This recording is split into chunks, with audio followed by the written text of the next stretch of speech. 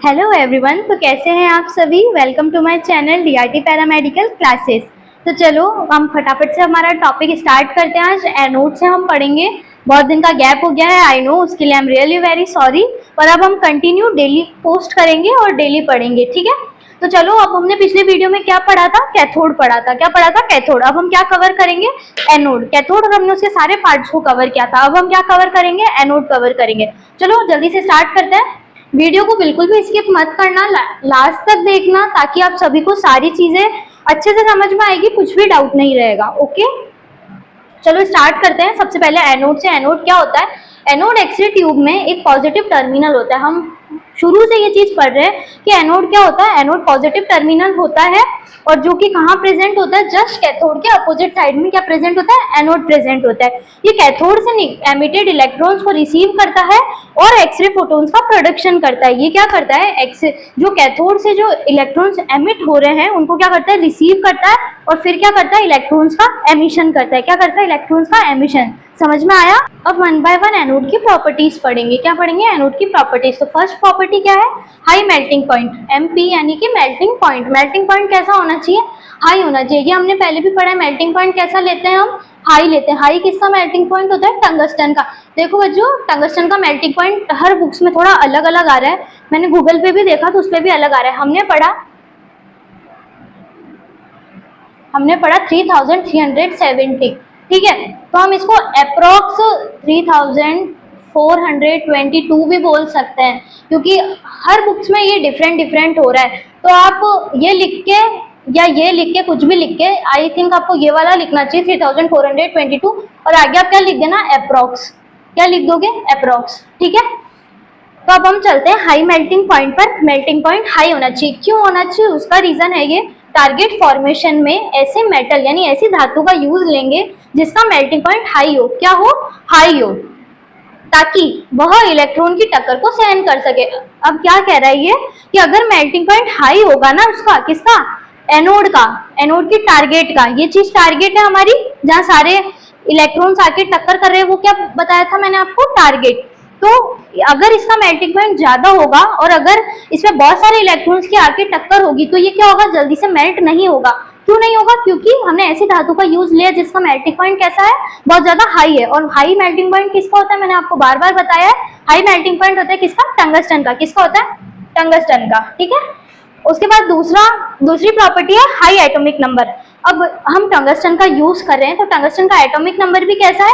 High atomic number है। तो ये क्या कह रहा है? एटॉमिक नंबर हाई होने पर हाई फोटोन एनर्जी एमिट की जाती है। अगर इसका एटॉमिक नंबर हाई होगा तो कैसी एनर्जीज निकलेगी? हाई फोटोन एनर्जी निकलेगी। कैसी निकलेगी? हाई फोटोन एनर्जी, ठीक है। बहुत सिंपल सी चीजें हैं ये, और ये आती भी है। प्रॉपर्टीज हमको पूछते हैं जब, अगर आपके पास अलग से एनोड का शॉर्ट नोट आता है तो उसमें आपको एनोड का थोड़ा सा इंट्रो लिखना है। इंट्रो अभी मैंने आपको बताया। एनोड क्या है? पॉजिटिव टर्मिनल है, कैथोड के अपोजिट साइड में प्रेजेंट है। कैथोड से एमिट हुए इलेक्ट्रॉन्स को ये क्या करता है? रिसीव करता है, और क्या करता है? एक्सरेज का प्रोडक्शन करता है। दूसरी चीज में आपको क्या लिखनी है? एनोड की प्रॉपर्टीज लिखनी है। पहली हाई मेल्टिंग पॉइंट, दूसरी हाई एटॉमिक नंबर, थर्ड है हाई थर्मल कंडक्टिविटी। क्या है हाई थर्मल कंडक्टिविटी? क्या कह रहा है हाई थर्मल कंडक्टिविटी में?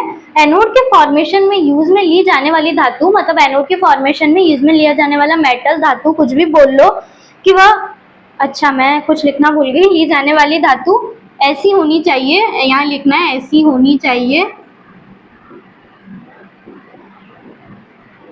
ऐसी होनी चाहिए कि वह शीघ्र, अति शीघ्र, यानी कि जल्दी से जल्दी क्या कर सके? ताप का नियमन कर सके, मतलब टेम्परेचर का रेगुलेशन कर सके।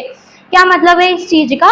कि अगर हम यहाँ से एक्सपोज देते जा रहे हैं, मतलब कैथोड से इलेक्ट्रॉन्स निकलते जा रहे हैं, एनोड पे जाके टकरा रहे हैं। अगर थर्मल कंडक्टिविटी सही नहीं होगी, मतलब कि टेम्परेचर का रेगुलेशन सही से नहीं हो रहा होगा, तो क्या होगा? हमारा टारगेट तो मेल्ट हो जाएगा, जिससे क्या होगी? ट्यूब भी खराब हो जाएगी। तो हमको ऐसा नहीं करना है, इसलिए तो हमने क्या लिया है? हाई मेल्टिंग पॉइंट वाला टारगेट लिया है, यानी कि टंगस्टन टारगेट लिया है। और यहाँ भी थर्मल कंडक्टिविटी कैसी होनी चाहिए? एनोड की हाई होनी चाहिए, जिससे वो क्या कर सके? टेम्परेचर का रेगुलेशन कर सके। अब क्या कह रहा है? जितनी ज्यादा हीट रिमूवल कैपेसिटी होगी उतना ही ज्यादा एक्सपोज होगा।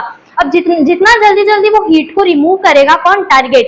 कैथोड से इलेक्ट्रॉन्स निकल के टारगेट पे जाएंगे, तो हमने क्या पढ़ा है? 99% क्या होता है? हीट का फॉर्मेशन होता है, हीट का प्रोडक्शन होता है। 1% से ही क्या होता है? सिर्फ एक्सरेज का प्रोडक्शन होता है।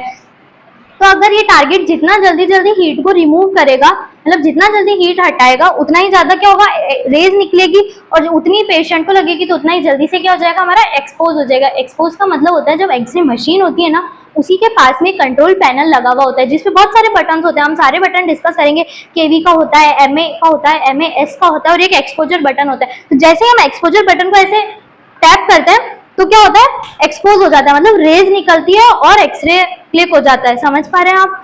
या सबको ये सारी नॉलेज कब होगी, जब आप अपनी प्रैक्टिकल ड्यूटीज करेंगे कॉलेज में। प्रैक्टिकल ड्यूटी करने पर ही प्रैक्टिकल नॉलेज होगी। ये सिर्फ थ्योरी है, इससे आपको बेसिक क्लियर होंगे कि क्या क्या चीजें होती है।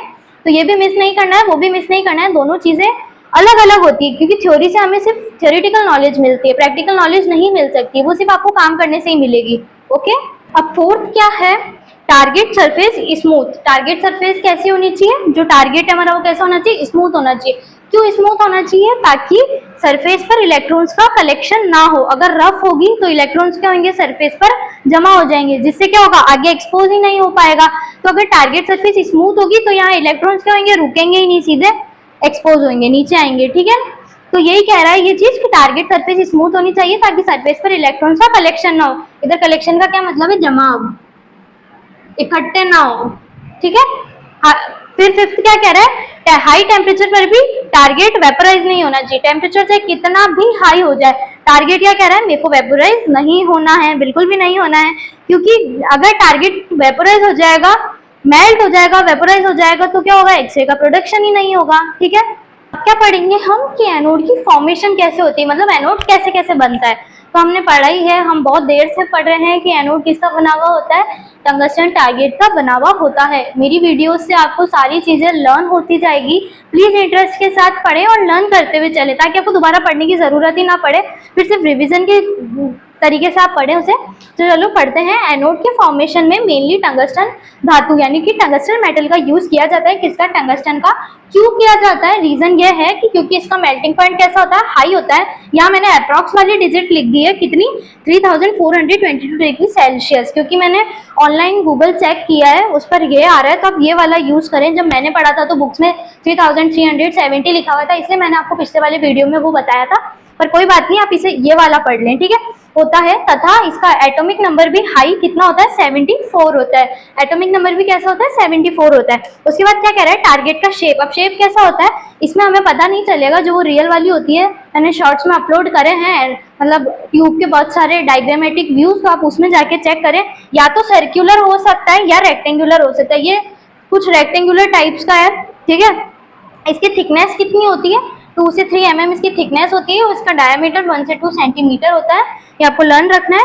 ओके, अब बताएं एनोड कितने टाइप का होता है। हमने 2 टाइप का एनोड पढ़ा है, एक स्टेशनरी एनोड, दूसरा कौन सा पढ़ा है हमने, रोटेटिंग एनोड। स्टेशनरी एनोड हम पहले पढ़ चुके हैं। रोटेटिंग एनोड की बात करते हैं। रोटेटिंग एनोड के फॉर्मेशन में फॉलोइंग मेटल्स का मिक्सअप किया जाता है, मतलब बहुत सारी धातुओं का मिक्सअप किया जाता है, जिसमें क्या क्या है, molybdenum plus titanium plus zirconium की। इसके साथ ही पहले तो क्या, इन 3 का मिक्सअप करते हैं।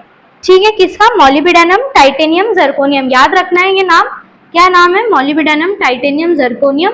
इसके साथ ही एनोड पर टंगस्टन प्लस यूरेनियम की लेयर लगाई जाती है। पहले तो ये किसका बनाते हैं हम, किसके मिक्सअप से बनाते हैं, मॉलिब्डेनम, टाइटेनियम, जर्कोनियम के मिक्सअप से।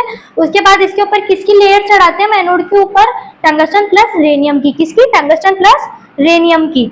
ठीक है, और इसके पीछे मतलब कि जो एनोड है उसके पीछे हम क्या लगाते हैं, ग्रेफाइट का लेप लगाते हैं। क्या लगाते हैं, ग्रेफाइट।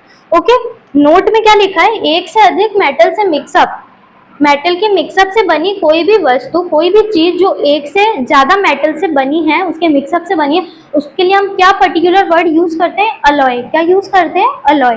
अब नेक्स्ट हम एनोड में क्या पढ़ेंगे, फोकल स्पॉट की। वही फोकल स्पॉट क्या होता है, एनोड का वह एरिया जहां पर कैथोड से एमिटेड इलेक्ट्रॉन्स आकर टक्कर करते हैं और एक्सरेज का प्रोडक्शन करते हैं, उसे ही फोकल स्पॉट या फिर फोकल एरिया कहा जाता है। आप सबको मैंने बता चुकी हूँ कि एक है हमारा कैथोड, कैथोड से इलेक्ट्रॉन्स हमारे निकल रहे हैं कंटिन्यू और एनोड पर जाके टकरा रहे हैं, जहाँ टकरा रहे हैं और जहाँ से एक्सरे का प्रोडक्शन हो रहा है उसे हमने क्या बोला है, फोकल स्पॉट। क्या बोला है, फोकल स्पॉट। इसे हम फोकल स्पॉट या फिर फोकल एरिया कुछ भी कह सकते हैं, दोनों ही करेक्ट है। आई होप आप सबको ये वाली चीज समझ में आ गई होगी। क्या था बच्चों कि जो फोकल स्पॉट था ना, उसकी हमारे पास क्या थी, 2 कंडीशंस थी। क्या थी, पहली कंडीशन थी यदि फोकल स्पॉट की साइज बड़ी यूज में लेते हैं, क्या अगर फोकल स्पॉट अगर हम बड़ा यूज में लेते हैं तो क्या होता है, तो हीट रिमूवल तो फास्ट होता है। क्या होता है, अगर बड़ा टारगेट होगा तो क्या होगा, बड़ा फोकल स्पॉट है तो हीट रिमूवल जल्दी जल्दी हो रहा है। लेकिन कॉन्ट्रास्ट कैसा मिल रहा था, बैड मिल रहा था। हीट रिमूवल कैसा हो रहा था, फास्ट, लेकिन कॉन्ट्रास्ट कैसा मिल रहा था, बैड मिल रहा था। अगर हम छोटा फोकल स्पॉट यूज में ले रहे थे, अगर फोकल स्पॉट की साइज कैसी कम यूज में ले रहे थे तो हीट रिमूवल कैसा हो रहा था, स्लो हो रहा था। लेकिन इससे हमें क्या मिल रहा था, गुड कॉन्ट्रास्ट मिल रहा था। अब प्रॉब्लम तो दोनों को यूज करने में ही थी।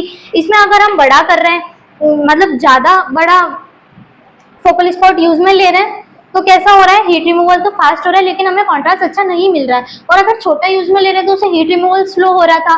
तो इन दोनों ही प्रॉब्लम्स को सॉल्व करने के लिए हमने एनोड का फॉर्मेशन किस प्रिंसिपल के बेसिस पर किया, लाइन फोकस प्रिंसिपल के बेसिस पर। लाइन फोकस में आपको यहाँ पे शॉर्ट में बता देती हूँ, आगे हम डिटेल में पढ़ेंगे उसको। लाइन फोकस में क्या था, हम एनोड को सीधा क्यों नहीं बनाते हैं। आपने मेरे इतने सारे वीडियोज में देखा होगा, मैंने कभी भी एनोड ना ऐसे नहीं बनाया। ऐसे बनाया क्या, नहीं बनाया। एनोड कैसे बना रही हूँ मैं, ऐसा बना रही हूँ। और कैथोड से, एक सेकेंड, कैथोड से इलेक्ट्रॉन्स आ रहे हैं, वो कैसे टकरा रहे हैं, यहाँ टकरा रहे हैं। और प्रोडक्शन कैसे हो रहा है, ऐसे हो रहा है। तो ये एनोड का जो टिल्ट है, ठीक है, जो हमने इसको टिल्ट किया, कितने एंगल पर किया, 5 से 20 डिग्री अप्रॉक्स, हमने इसको क्या कर दिया, इसे टिल्ट कर दिया। तो यही क्या, टिल्ट करना ही क्या था, लाइन फोकस प्रिंसिपल था। क्या था, लाइन फोकस प्रिंसिपल। तो अब नेक्स्ट हम पढ़ेंगे क्या, एनोड स्टेम या फिर एनोड सपोर्ट, आप कुछ भी बोल सकते हो। एनोड स्टेम एनोड व रोटर को आपस में जोड़ने का वर्क करती है। क्या करता है ये एनोड स्टेम, जो एनोड है और जो रोटर है, ये है हमारे रोटर दोनों, और ये क्या हमारा एनोड, इसको जोड़ने का वर्क करती है क्या, हमारा एनोड स्टेम। ये क्या है, एनोड स्टेम, ये ऐसे जुड़ा हुआ ही रहता है, हमको दिखता नहीं है इसमें डायग्राम में। क्या करता है, इसको जोड़ने का वर्क करता है। एनोड स्टेम का फॉर्मेशन किससे हुआ हुआ होता है, किसका बना हुआ होता है, ये मॉलिब्डेनम का। किसका बना हुआ होता है, मॉलिब्डेनम का, जिसका मेल्टिंग पॉइंट, जिसका टेम्परेचर 2620, नहीं इधर इसको 3 कर देते हैं हम, 2623 डिग्री मतलब सेल्सियस इसका क्या होता है, टेम्परेचर होता है। यहाँ आपको हर जगह अप्रॉक्स लगा देना है क्योंकि आपको हर जगह अलग अलग मिलेगा इसीलिए, ठीक है। जिसका टेम्परेचर कैसा होता है, 2623 डिग्री सेल्सियस होता है। और ये हीट के फ्लो को भी क्या करता है, कम करता है। जो हीट का फ्लो होता है ना, उसको भी क्या करता है, ये कम कर देता है। एक बार वापस से बता देती हूँ, एनोड स्टेम क्या होता है, जो एनोड और रोटर को आपस में जोड़ने का वर्क करता है, वो एनोड स्टेम होता है। किसका बना हुआ होता है, कि हमारे मॉलिब्डेनम का बना होता है, जिसका टेम्परेचर कितना होता है, 2623 डिग्री सेल्सियस। और इसका दूसरा वर्क क्या होता है कि जो हीट का जो फ्लो होता है उसको भी कैसा करता है, कम कर देता है। कैसा कर देता है, कम कर देता है। तो अब हम नेक्स्ट क्या पढ़ेंगे, रोटर। ये क्या है, हमारे रोटर है। क्या है, रोटर। रोटर क्या होता है, रोटर का वर्क एनोड को हाई स्पीड के साथ रोटेट कराना होता है। क्या होता है, हाई स्पीड के साथ एनोड जो उसको क्या करना, रोटेट करवाना होता है। रोटर एनोड को अप्रॉक्स 3000 से 9000 आरपीएम, आरपीएम इसकी यूनिट है। आरपीएम की फुल फॉर्म क्या होती है, रेवोल्यूशन पर मिनट। क्या होती है, रेवोल्यूशन पर मिनट से क्या, इसकी स्पीड से इसको क्या करता है, घुमाता है। किसको, एनोड को। कितनी स्पीड से, 3000 से 9000, और अप्रॉक्स में ले लो तो 10000 तक, ठीक है। अब रोटर कितने टाइप का होता है, रोटर हमारे पास 2 टाइप्स का होता है। एक होता है लो स्पीड रोटर और दूसरा होता है हाई स्पीड रोटर। कितने टाइप के रोटर होते हैं, 2 टाइप के, एक लो और एक हाई। लो में क्या होता है, इसमें 50 to 60 हर्ट्ज का करंट सप्लाई दिया जाता है। इसमें रोटर को क्या होएगा, लो वाले मतलब लो स्पीड वाले रोटर में कि 50 to 60 हर्ट्ज का करंट सप्लाई दिया जाएगा, जिससे क्या होगा, जो सिंगल फेज से प्राप्त होगा, जो क्या सिंगल फेज जनरेटर की बात हो रही है यहाँ पे, जनरेटर लिखना मैं भूल गई, जनरेटर लिख लेना आप। सिंगल फेज जनरेटर से प्राप्त होता है ये 50 से 60 हर्ट्ज, किससे प्राप्त हो रहा है, सिंगल फेज से, ठीक है। जिसके कारण क्या हो रहा है, रोटर को किसी स्पीड पर घुमा रहा है, ये 3000 आरपीएम की स्पीड पर। कौन सी, 3000 आरपीएम की स्पीड पर, ठीक है। दूसरा क्या है, हाई स्पीड रोटर। अब इसमें एनर्जी कम थी, इलेक्ट्रिक सप्लाई कम था, इसमें हमने क्या बढ़ा के दिया, कितना दिया, 150 से 180 हर्ट्ज का करंट सप्लाई दिया। जो कौन दे रहा था, इधर सिंगल फेज जनरेटर दे रहा था, हाई स्पीड रोटर में कौन दे रहा है, हाई फेज जनरेटर दे रहा है, ठीक है। और हाई फेज जनरेटर से प्राप्त होता है, जो रोटर को कितनी स्पीड पे घुमाता है, 9 से 10,000 आरपीएम की स्पीड पर घुमाता है। समझ में आया, रोटर का मेन वर्क क्या है, एनोड को हाई स्पीड पे, यानी कि कितनी, 3000 से 9000, लो हाई जो भी है दोनों इंक्लूड है इसमें। तो फिर 2 टाइप का होता है, लो speed rotor, high speed rotor. Rotor लो स्पीड में 3000 आरपीएम की स्पीड पर घूमेगा, हाई में 9 to 10,000 आरपीएम की स्पीड पर घूमेगा। लो में कब घूमेगा, जब करंट सप्लाई कम होगी और सिंगल फेज जनरेटर द्वारा होगी। कितनी 50 to 60 हर्ट्ज, हाई में कितनी होगी 150 to 180 हर्ट्ज। ठीक है, आई होप आप सभी को आज का वीडियो समझ में आया होगा। तो इसके आगे हमारा लास्ट टॉपिक रहा है मतलब ट्यूब का, जो कि है ट्यूब हाउसिंग। जो पूरी हाउसिंग होती है ना, हम ट्यूब हाउसिंग नेक्स्ट वीडियो में कवर करेंगे। तो फटाफट से वीडियो को लाइक करें, चैनल को सब्सक्राइब करें। अगर आपको कोई भी डाउट हो तो आप कमेंट सेक्शन में मुझे जरूर बताइए। बने रहे चैनल पर, इसी तरह रोज हम वीडियोस अपलोड करेंगे। Thank you.